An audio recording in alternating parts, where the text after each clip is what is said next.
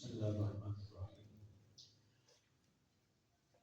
الحمدللہ رب العالمین والصلاة والسلام علی سید الانبیاء والمرسلین وعلی آلہ وصحبہ اجمعین۔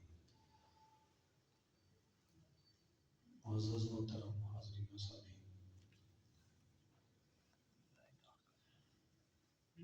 آج ہم عقائد کے باب میں ایک عقیدہ توحید کے بارے میں جانیں گے۔ آپ کو تقریباً سب کو پہلے نہیں تو مجھے امید ہے کہ اعتکاف کی برکت سے ایمان کی جو صفات ہیں مجمل مفصل یاد ہوگی۔ آمنت باللہ و ملائکتہ و کتبہ و رسلہ والیوم الآخر والقدر خیرہ و شرہ من اللہ تعالی والبعث بعد الموت۔ یہ ہمارے عقیدے کا بیان ہے۔ آمن تو میں ایمان لایا اللہ پر اور اس کے فرشتوں پر اور اس کی کتابوں پر اور اس کے رسولوں پر اور آخرت کے دن پر اور تقدیر پر اچھی یا بری اور مرنے کے بعد دوبارہ زندہ ہونے پر، دوبارہ اٹھائے جانے پر۔ تو یہ 7 چیزیں ہمارے عقیدے کا حصہ ہیں۔ ان میں سے اگر کسی پر بھی ہمارا ایمان نہیں ہوگا یا کسی انسان کا ایمان نہیں ہوگا تو وہ مسلمان نہیں ہو سکتا۔ اللہ پر ایمان نہ ہو مسلمان نہیں۔ اور اس کے بعد فرشتوں پر ایمان نہ لائے تو قرآن کی سینکڑوں آیتوں میں فرشتوں کا ذکر موجود ہے، تو قرآن کا انکار۔ اللہ کی کتابوں سے مراد وہ کتابیں جو اللہ نے مختلف انبیاء پر اتاری ہیں، جیسے قرآن نبی پاک صلی اللہ علیہ وسلم کی اترا، تورات کس پہ اتری؟ حضرت موسیٰ علیہ السلام۔ انجیل کس پہ اتری؟ حضرت زبور کس پہ اتری؟ حضرت داؤد علیہ السلام۔ پھر صحیفے تھے، کتابچے، کتاب تو بڑی ہوتی ہے نا، تو چھوٹے چھوٹے سٹڈی ہوں تو وہ کیا ہوتے ہیں؟ صحیفے، کتابچے، رسالے۔ وہ تھوڑی تعداد میں، ان کی بھی بڑی تعداد تھی، وہ بھی مختلف انبیاء کرام پہ اترتے رہے۔ تو بہرحال اللہ کی جو کتابیں ہیں ان پر ایمان لانا بھی ہم پہ فرض ہے کہ تورات بھی اسی طرح حق تھی جس طرح قرآن حق ہے، انجیل بھی اسی طرح حق تھی جیسے قرآن حق ہے، زبور بھی اسی طرح حق تھی جیسے قرآن حق ہے۔ باقی یہ الگ بات ہے کہ بعد میں لوگوں نے اپنی خواہشات کے لیے ان کتابوں کے اندر تبدیلیاں کر دی، ان کے جملے ہی نکال دیے، نئے جملے ڈال دیے، یا جملے وہی رہے، ان کا معنی مفہوم وہ بیان کیا جو وہ اصل نہیں تھا۔ قرآن نے اس کو بھی بیان کیا ہے کہ انہوں نے سمجھنے کے باوجود اس میں تبدیلی کی۔ تحریف ہوتا ہے تبدیلی کر دینا، بدل دینا۔ لیکن بہرحال تورات حق تھی، انجیل حق، زبور حق ہے جب اللہ کی طرف سے اتری تھی، اور ایک زمانہ تک اسی طرح رہی، بعد میں تبدیلی ہو گئی۔ تو نفس تورات، انجیل، زبور پر ہمارا ایمان لانا ضروری ہے۔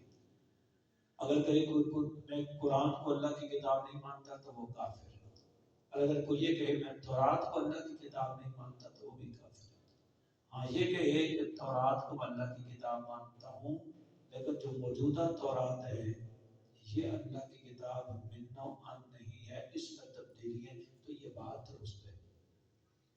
یہ قرآن بھی ہمیں بتاتا ہے۔ انجیل میں بھی تبدیلیاں، ضرور تبدیلیاں کر دی اس میں انہوں نے۔ تو کتابوں پر ایمان لانے کا یہ مطلب، ورسول ہی، اور رسول کی جمع رسل، تمام رسولوں پر وہ کتنے ہیں؟ چند رسولوں کا ذکر قرآن میں آیا ہے، وَرُسُلًا قَدْ قَصَصْنَاهُمْ عَلَيْكَ وَرُسُلًا لَمْ نَقْصُصْهُمْ عَلَيْكَ۔ کچھ رسول اے حبیب پاک ہم نے آپ کو بتائے اور کچھ ہم نے آپ کی امت کو نہیں بتائے۔ بہرحال جتنے بھی رسول تھے ان کا ذکر قرآن میں ہے یا ان کا ذکر قرآن میں نہیں، جتنے بھی انبیاء ان کا ذکر قرآن میں ہے یا قرآن میں نہیں، اللہ کی طرف سے بھیجے گئے تھے۔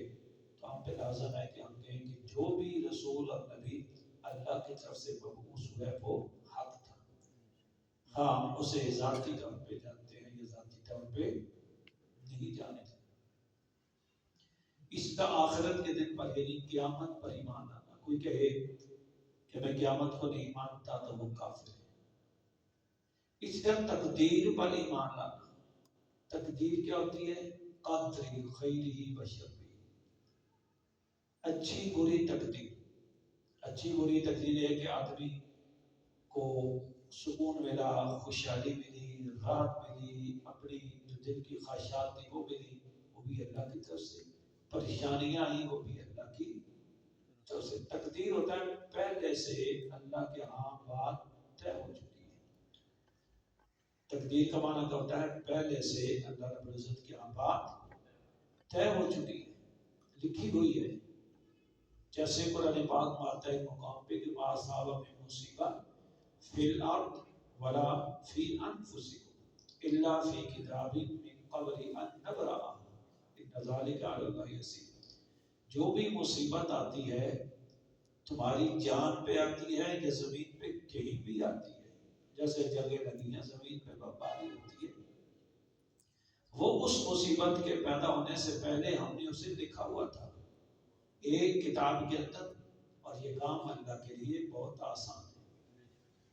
یہ تقدیر ہے کہ اللہ رب العزت نے اس کائنات کے بنانے سے پہلے ہی تمام چیزیں اپنے پاس طے کر لی تھی۔ بندوں کو اچھی لگے یا بری لگے اللہ کے ہاں طے ہے، اس میں تبدیلی نہیں ہوتی۔ اس کو تقدیر کہتے ہیں۔ اس کو ماننا بھی ضروری ہے کیونکہ یہ بھی قرآن کا حصہ ہے۔ والبعث بعد الموت، بعث ہوتا ہے پھر سے اٹھ پڑنا، مرنے کے بعد پھر سے زندہ ہونا، یعنی قیامت کا قیام، یہ ساری چیزیں ان کو ماننا بھی ہمارے لیے ضروری ہے۔ تو یہ 7 چیزیں بنیادی طور پر مل کر ہمارا ایمان بنتی ہیں۔ ان میں سے کسی ایک کا بھی انکار کر دیں گے بندہ کیا ہو جائے گا؟ کافر ہو جائے گا۔ جب تک ان 7 کو نہیں مانے گا تب تک وہ مسلمان نہیں ہو سکتا۔ ان میں سے آج ہم مختصر وقت میں عقیدہ توحید کے بارے میں جاننے کی کوشش کریں گے۔ عقیدہ توحید کیا ہے تھوڑا میں بیان کروں گا، پھر آپ اس تناظر میں یا کوئی اور بات پوچھنا چاہیں تو پوچھ بھی سکتے ہیں۔ توحید ہوتا ہے وحدت سے بنا، واحد جمع، آپ نے سنا نا 1 2 3 یہ تو پتہ ہے، اس کو کیا کہتے ہیں؟ واحد، تثنیہ جمع۔ واحد سے ہی توحید، وحدت سے ہی توحید۔ وحدت ہوتا ہے ایک، اور توحید ایک سمجھنا، ایک ماننا، ایک کا عقیدہ رکھنا۔ تو توحید کا مطلب کیا ہے؟ اللہ ایک ہے، اپنی ذات میں بھی ایک ہے، اپنی صفات میں بھی ایک ہے، اور اپنے افعال یعنی کاموں میں بھی ایک ہے۔ یہ توحید۔ اللہ تعالیٰ کی ذات ایک، صفات میں بھی ایک، اور افعال یعنی کاموں میں بھی ایک۔ ذات میں ایک ہونے کا مطلب ہے کہ اس کائنات میں اللہ کے علاوہ کوئی دوسرا معبود حقیقی نہیں ہے، کوئی دوسرا خدا نہیں ہے۔ اور قرآن میں آتا ہے لو کان فیہما آلہۃ الا اللہ لفسدتا، اگر زمین و آسمان میں اللہ کے علاوہ کوئی اور بھی اللہ ہوتا تو زمین آسمان قائم نہ رہتے، کیونکہ ایک ملک کے 2 بادشاہ نہیں ہو سکتے، ایک قانت کے بغیر وقت 2 پرنسپل نہیں ہو سکتے۔ اسی پر دیکھو ہم نے ایک ہوگا. تو پوری کائنات میں دو خدا کیسے ہو سکتے ہیں؟ نہیں ہو سکتے. تو اللہ تعالیٰ ذات میں بھی ایک ہے اور دوسرا صفات میں بھی ایک ہے، افعال میں بھی ایک ہے.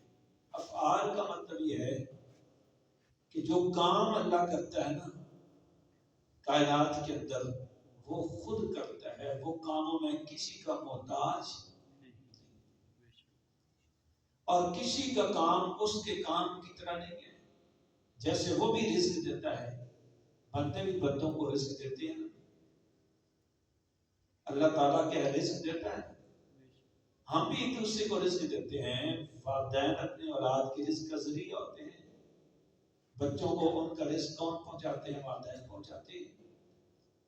یا کوئی یتیم خانہ ہے، اس کا جو سربراہ ہے، مدرسہ اس کا سربراہ ہے، ان کا رزق وہ تمام اہتمام کرتا ہے. وہ بھی تو رزق دیتا ہے، اللہ بھی رزق دیتا ہے. یہ تو کام ہے نا. لیکن اللہ جس طرح رزق دیتا ہے، جیسے کام کرتا ہے، ایسے کام مخلوق میں سے کوئی بھی نہیں کر سکتا. وہ صفات میں بھی ایک ہے. اس کا کیا مطلب ہے کہ جیسے اللہ کی صفات ہیں، اس طرح کی صفت کسی کے اندر نہیں ہو سکتی. یہ چیز یاد رکھنی بہت ضروری ہے کہ جیسے اللہ کی صفات ہیں اس طرح کی صفات کسی کے اندر بھی نہیں ہو سکتی. اب سوال یہ پیدا ہوتا ہے کہ اللہ کی صفت کیا ہے؟ وہ ہیں جو قرآن پاک میں پڑھتے ہیں نا، اللہ تعالیٰ کے صفاتی نام. قرآن پاک کھولے تو شروع میں صفاتی نام لکھے نا، وہ اللہ کی صفات کا بیان ہے. جیسے هو اللہ الذی لا الہ الا هو عالم الغیب والشہادہ. اللہ تعالیٰ کا صفاتی نام ہے، غیب جاننے والا، نظر آنکھوں سے نظر آنے والی چیز کو جاننے والا. اس کے علاوہ آگے جو سب چیزیں بیان ہوئی ہیں، وہ الرحمن الرحیم الملک القدوس السلام المؤمن المہیمن العزیز الجبار المتکبر الخالق الباری المصور. ایسے ہوتا ہے السمیع البصیر، السمیع العلیم، الرزاق. یہ سب اللہ کی صفات کا بیان ہے، اس کے صفاتی نام. لیکن جس کا اللہ کی صفات ہیں، بندوں کی صفات مخلوق کی نہیں ہو سکتی. کیوں نہیں ہو سکتی؟ اس لیے کہ تین چیزیں ہیں جو اللہ کی صفات میں ہیں، مخلوق میں وہ نہیں ہو سکتی. وہ کون سی ہیں؟ اللہ کی جو ساری صفات ہیں وہ ذاتی ہیں، کسی نے اس کو دی ہوئی نہیں. اور بندوں کی صفات ذاتی نہیں ہیں، مخلوق کی صفات کسی کی بھی ذاتی نہیں. حتیٰ کہ ساری کائنات میں افضل ہمارے نبی حضرت محمد مصطفیٰ صلی اللہ علیہ وسلم ہے، آپ کی بھی کوئی صفت ذاتی نہیں ہے، اللہ کی عطا کرتا ہے، اللہ نے دی ہے. اللہ کی صفات ذاتی ہیں، کسی نے نہیں دی. یہ فرق ہوتا ہے. جس کو کوئی بھی نہ دے اپنی ہو اسے ذاتی کہتے ہیں، جسے کوئی دے اسے عطائی کہتے ہیں. مخلوق کی جتنی بھی صفات ہیں وہ کیا ہیں؟ عطائی ہیں. اللہ کی کیا ہے؟ ذاتی. یہ ایک فرق ہے. اور دوسرا، اللہ کی صفات ازلی ہے، بندوں کی مخلوق کی ازلی. ازلی کیا ہوتا ہے؟ جس کی ابتدا نہ ہو. جس کی ابتدا اس کی ہوتی ہے جو پہلے نہ ہو بعد میں ہو جائے. جیسے یہ مسجد ہی پوچھے گی اس کی ابتدا کب ہوئی؟ کوئی کہے گا جی مثال کے طور پر بزرگ کہتے ہیں کہ 1980 معاملے کو یاد رکھی ہیں. اس کا مطلب 1980 سے پہلے خالی پلاٹ پڑا ہوتا ہے، کہیں 90 میں رکھی، 70 میں رکھی. فلاں میں پر شہر تھی، یہ کب شروع ہوا جی؟ کہ یہ فلاں عرصے میں شروع ہوا جس کی تاریخی ملتی ہے 100 سال پرانا ہے. اچھا فلاں چیز تھی وہ کب سے تھی؟ اتنے اس سے پہلے نہیں تھی.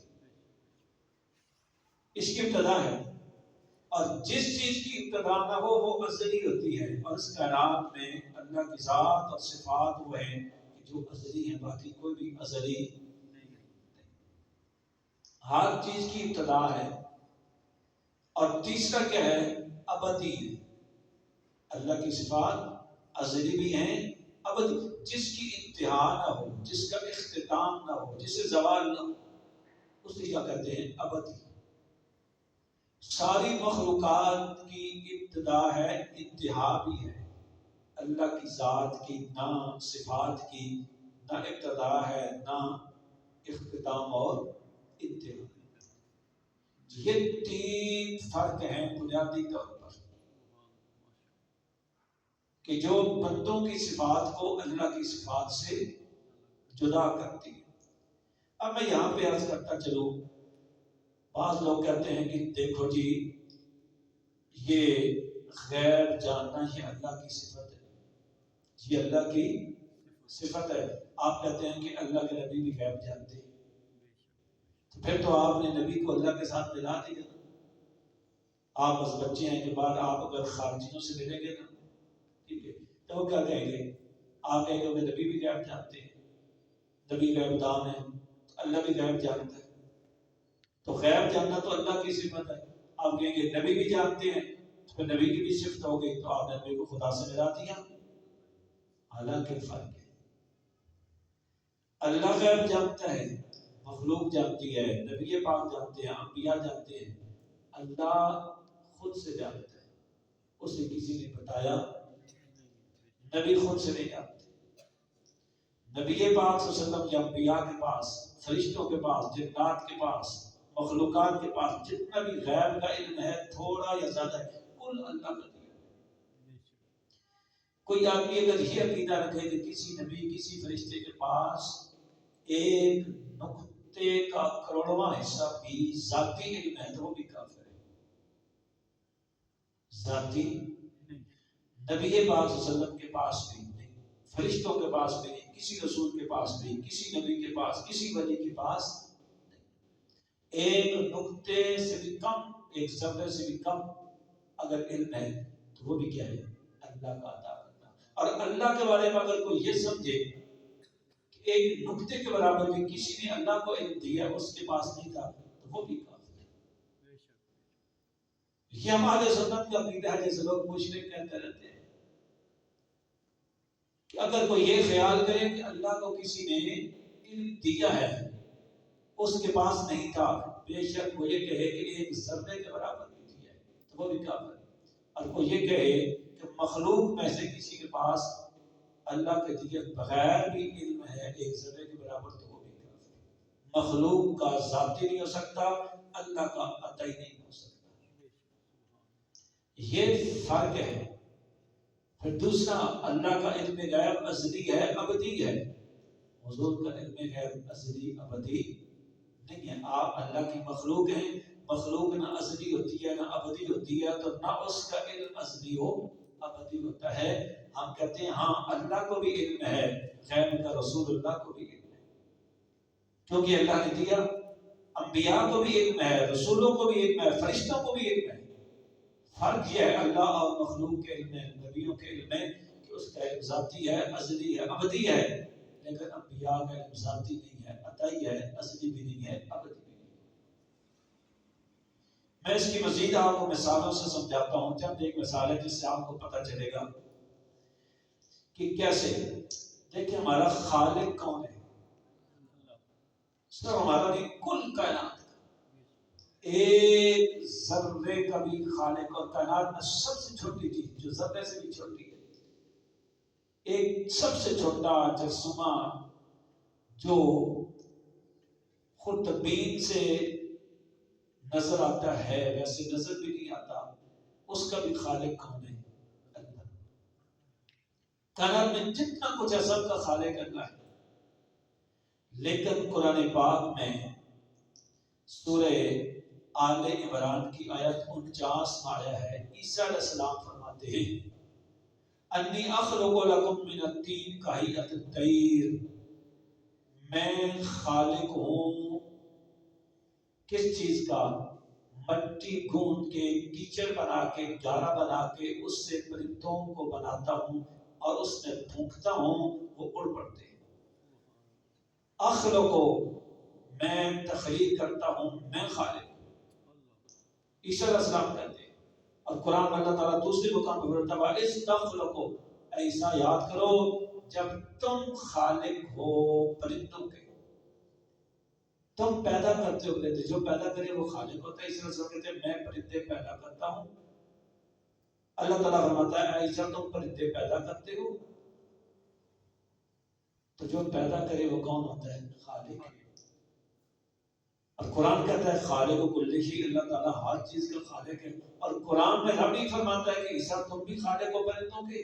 تو پھر کیا اللہ تعالیٰ خود فرما رہا ہے کہ عیسیٰ علیہ السلام میری مثل ہے، یہ شریک ہیں؟ نعوذ باللہ من ذلک، ایسا تو نہیں ہے. کیوں؟ اس لیے کہ ساتھ ہی آیا بِإِذْنِی بِإِذْنِ اللہ. عیسیٰ علیہ السلام فرماتے ہیں بِإِذْنِ اللہ، اللہ کی اذن، اس کی توفیق سے، خود سے نہیں. بس یہ فرق ہے، اللہ بھی خالق ہے. تو جو پرندے عیسیٰ علیہ السلام نے بنائے تھے، مٹی تیار کی، اس کا پرندہ بنایا، اس میں پھونکا، وہ اڑنے لگا. وہ جو پرندہ آپ نے تیار کیا تھا وہ اڑنے لگا تھا، اس پرندے کا خالق کون تھا؟ اللہ. تو قرآن کہتا ہے عیسیٰ علیہ السلام بھی. تو کیا پھر شرک ہوا؟ نہیں. اس کا خالق اللہ بھی، اس کا خالق عیسیٰ علیہ السلام بھی.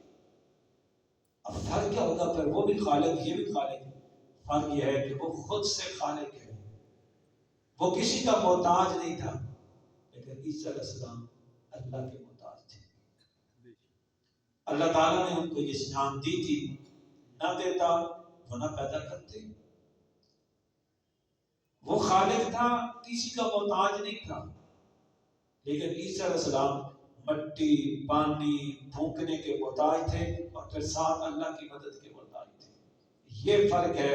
اللہ بھی خالق، عیسیٰ علیہ السلام بھی خالق، لیکن وہ خالق خود سے ہے، اور عیسیٰ علیہ السلام خود سے خالق نہیں تھے. کس سے تھے؟ اللہ کی عطا سے.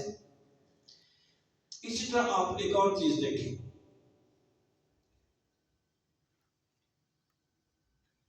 اولاد کون دیتا ہے؟ اللہ. لیکن سورہ مریم کی آیت نمبر 19 مانتا ہے کہ حضرت مریم علیہ السلام لوگوں کو چھوڑ کے الگ ایک جگہ پہ چلی گئی. تو انہوں نے ایک انسان کو دیکھا، ایک انسان کو دیکھا، ان کے قریب آیا.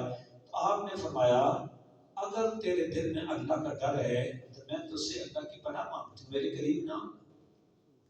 اس انسانی صورت میں جو بھی تھا اس نے کہا کہ میں تیرے رب کا بھیجا ہوا ہوں. وہ کون تھا؟ فرشتہ تھا، حضرت جبریل تھے. انسانی صورت میں تھے، بالکل صحیح انسان لگتے تھے. سر کے بال بھی ہیں، کپڑے پہنے، جوتے پہنے، بالکل ناخن ہیں، سب کچھ. حضرت مریم نے کہا میرے قریب نہ آنا. انہوں نے کہا مجھے رب نے بھیجا ہے. اچھا کیوں آئے؟ تو وہ انسان، فرشتہ جو انسانی صورت میں تھا، اس نے کہا لے احوا لکی غلام زکیہ، میں آپ کو بیٹا دینے کے لیے آیا ہوں، صاف ستھرا پاکیزہ کردار کا نیک سیرت بیٹا. میں کیوں آیا ہوں؟ آپ کو بیٹا دینے. اب پوچھے کسی سے بیٹا کون دیتا ہے؟ اللہ. حضرت جبریل کیا کہتے ہیں؟ میں بیٹا دینے آیا ہوں. لے احوا کا مطلب ہے تاکہ میں دوں، تاکہ غلامن زکیہ، نیک بیٹا. اس طرح سے ہم کہتے ہیں کہ یہ بیٹا میں نے دیا اپنا. حضرت جبریل یہ کہہ رہے ہیں کہ یہ بیٹا جو آپ کو میں نے کہا یہ میں نے دیا. اب کون سے وہ بیٹے تھے؟ وہ بیٹے تھے حضرت عیسیٰ علیہ السلام، مریم علیہ السلام کے بیٹے عیسیٰ علیہ السلام. حضرت جبریل کہتے ہیں کہ وہ میں نے دیا. حضرت مریم علیہ السلام کو بیٹا حضرت عیسیٰ علیہ السلام جیسا میں نے دیا. اللہ تعالیٰ فرماتا ہے میں نے دیا. اب فرق کیا ہوگا کہ عیسیٰ علیہ السلام جیسا بیٹا اللہ نے دیا یا حضرت جبریل نے دیا؟ اللہ نے دیا اور حضرت جبریل نے بھی دیا. لیکن اللہ نے دیا خود سے، وہ کسی کا محتاج. حضرت جبریل آئے اللہ کا محتاج بن کے، ان کو پیدا بھی اللہ نے کیا، بھیجا بھی اللہ نے، انسانی صورت بھی اللہ نے دی، اور ان کی بھونک میں طاقت بھی اللہ نے رکھی. لیکن ظاہری سبب کون بن گئے؟ حضرت جبریل بن گئے. تو ہم کہہ سکتے ہیں کہ بیٹا کس نے دیا؟ حضرت جبریل نے. یہ بھی کہہ سکتے ہیں بیٹا کس نے دیا؟ اللہ نے. تو یہ شرک نہیں. جیسے کوئی آدمی کسی ولی کے پاس جائے، کسی نبی کے پاس، اب نبی نہیں ہے لیکن ولی کے پاس جائے تو کہے کہ میری اولاد نہیں ہے، دعا کرے. تو وہ دعا کرے، اس کی اولاد ہو جائے. وہ کہے کہ 20 سال سے میری کوئی اولاد نہیں تھی، میں فلاں اللہ کے بندے سے ملا ہوں، اس نے دعا کی تو میری اولاد ہو گئی، انہوں نے تو مجھے بیٹا دیا. تو لوگ کہیں گے استغفر اللہ، یہ تو کفر ہو گیا، شرک ہو گیا. یہ کہتے ہیں کہ اللہ نے ولی نے بیٹا دیا، بیٹا تو اللہ دیتا ہے. تو ان سے پوچھو قاضی جبریل کہتے ہیں میں نے بیٹا دیا، بیٹا تو اللہ دیتا ہے. بھئی اللہ کے ولی نے جو دعا کی اللہ سے کی، اللہ کی مدد سے دیا، وہ سبب بنے. لیکن جو دے دیا حقیقت میں کس نے دیا؟ اللہ نے. اللہ کا ولی درمیان میں سبب بنا، تو اس کی طرف سبب کی طرف نسبت ہو سکتی ہے. اسی طرح میں ایک اور چیز عرض کروں، رب کون ہے؟ اللہ. قرآن پاک میں کہتا ہے الحمدللہ رب العالمین، تعریف ہے اس اللہ کی جو ساری کائنات کا رب ہے. تو رب کون ہے؟ اللہ. لیکن سورہ یوسف دیکھیں، حضرت یوسف علیہ السلام جب جیل میں بند تھے نا، قید خانے میں، تو 2 بندے ان کے پاس، انہوں نے خواب بیان کیا، میں ایک بچ جائے گا، دوسرا سولی پہ چڑھ جائے گا. پھر فرمایا جو بچ جائے گا اسے، فرمایا وہ جا رہا تھا چھوٹ کے، آپ نے فرمایا اذکرنی عند ربک، سورہ یوسف کی آیت نمبر 42، اذکرنی عند ربک فانسیہ الشیطان ذکر ربی، کہ تم جا رہے ہو اپنے رب کے پاس میرا ذکر کرنا، اپنے رب کے پاس میرا ذکر کرنا. یوسف علیہ السلام نے اس آدمی کو جو قید سے رہا رہا تھا فرمایا کہ جا رہے ہو اپنے رب سے میرا ذکر کرنا. اب یہ رب کون تھا؟ اللہ سے ذکر کرنا نہیں، بادشاہ وقت، بادشاہ وقت کے سامنے میرا ذکر کرنا. اور بادشاہ وقت کو یوسف علیہ السلام نے کیا فرمایا؟ رب. اللہ کے نبی ہیں یوسف علیہ السلام، قرآن میں ان کی بات ہے. وہ بادشاہ وقت کو کیا کہہ رہے ہیں؟ رب. کیوں کہہ رہے ہیں؟ اس لیے کہ بادشاہ وقت جو اپنی رعیت ہوتی ہے ان کی تربیت کرتا ہے، ان کی بہت ساری چیزوں میں مدد فراہم کرتا ہے، ان کے کام کاج کرتا ہے، اس لیے ان کو رب کہہ دیا. اور اللہ بھی رب ہے. اب سوال یہ پیدا ہوتا ہے کہ بادشاہ وقت بھی رب ہے، اللہ بھی رب ہے، دونوں قرآن کی روح سے رب ہے. اسی قرآن میں آتا ہے اللہ رب ہے، اسی قرآن میں آتا ہے بادشاہ وقت رب ہے. تو کیا بادشاہ وقت پھر اللہ بن گیا؟ وہ اللہ کے برابر ہو گیا؟ نہیں. تو پھر کیا فرق ہے؟ فرق یہ ہے کہ اللہ رب ہے، حقیقی رب ہے، خود سے ہے، ازل سے ہے، تا ابد ہے. لیکن بادشاہ وقت خود سے ازلی نہیں، ابدی نہیں، اس کی ابتدا بھی اس کی انتہا بھی، اور خود بھی نہیں، اللہ کی عطا سے. جتنا اللہ نے دیا ہے اتنی حد تک ہے، اسے تجاوز نہیں کر سکتا. یہ فرق ہوتا ہے. اس کا آخری بات سمجھاتا ہوں، پھر آپ کچھ پوچھنے والی ہو. موت کون دیتا ہے؟ اللہ. اللہ کی صفت ہے نا، صفاتی نام قرآن میں پڑھیں گے نا، کیا آئیں گے؟ المحیی الممیت ہے نا اللہ تعالیٰ کے نام. 100 ناموں میں سے ایک نام کیا؟ المحیی، اور ایک کیا ہے؟ الممیت. محیی ہوتا زندہ کرنے والا، اور ممیت مارنے والا. تو مارتا کون ہے؟ اللہ. لیکن سورہ سجدہ کی آیت 11 میں قل یتوفاکم ملک الموت، تمہیں مارتا ہے وہ فرشتہ جسے ملک الموت کہتے ہیں، تمہیں مارتا ہے ملک الموت. ملک الموت تمہیں مارتا ہے. اب مارتا اللہ، اللہ تعالیٰ اللہ یتوفا الانفس، اللہ مارتا ہے. یحیی و یمیت، وہ زندہ کرتا ہے، وہی مارتا ہے. اور سورہ سجدہ میں اللہ تعالیٰ خود فرماتا ہے کہ ملک الموت مارتا ہے. اور سورۃ النساء میں اللہ تعالیٰ فرماتا ہے ان الذین توفاهم الملائکہ، وہ جن کو فرشتے مارتے ہیں. کہیں فرمایا کہ میں مارتا ہوں، کہیں فرمایا کہ ملک الموت مارتا ہے، کہیں فرمایا کہ فرشتے مارتے ہیں. اب اللہ بھی مارتا ہے تو جو مارتا ہے وہ ممیت ہوا. فرشتہ مارتا ہے، فرشتہ بھی ممیت، باقی فرشتے مارتے ہیں وہ بھی ممیت. تو کیا یہ شرک ہو جائے گا؟ نہیں۔ اللہ زندگی دیتا ہے، خود سے دیتا ہے، اللہ مارتا ہے، خود مارتا ہے، مارنے میں کسی کا محتاج نہیں۔ کوئی فرشتہ نہ ہو وہ پھر بھی مار سکتا ہے، فرشتوں کو بھی وہی مارے گا، وہی زندہ کرتا ہے، لیکن فرشتہ جو موت دیتا ہے نا وہ اللہ کی توفیق سے، اللہ کی مدد سے کرتا ہے۔ اللہ کی مدد اور اللہ کی توفیق کے بغیر وہ ایسا نہیں کر سکتا۔ یہ بنیادی فرق ہے توحید کے معاملے میں سمجھنے کے لیے۔ جب تک یہ فرق ہمیں پتہ نہیں ہوگا تب تک ہم توحید کے صحیح طور پہ جو تصور ہے وہ ہم نہیں کر سکتے۔ ساری زندگی امت کو کافر ہی کہتے رہے، جیسے ہم سنیوں کی اکثریت کو یہ خاطی کافر مشرک ہی کہتے رہتے ہیں، ساری زندگی اسی طرح کی بکواسات کرتے رہتے ہیں۔ وجہ کیا ہے کہ اس طرح گہرے طریقے سے انہیں توحید کا سبق کسی نے پڑھایا ہی نہیں ہوتا۔ پیدا ہوئے بڑے ہوئے ان لوگوں کے ہاتھ چڑھ گئے، انہوں نے وہی توحید پڑھائی جو اپنی خود ساختہ توحید تھی۔ جو حقیقت میں توحید ہے، قرآن سے جو توحید کا تصور ملتا ہے اس قرآنی توحید کا تصور یہ والا ہے کہ جو الحمدللہ جو آپ کے سامنے رکھا ہے یہ آپ کے ذہن میں قائم رہنا چاہیے۔ باقی کوئی چیز اگر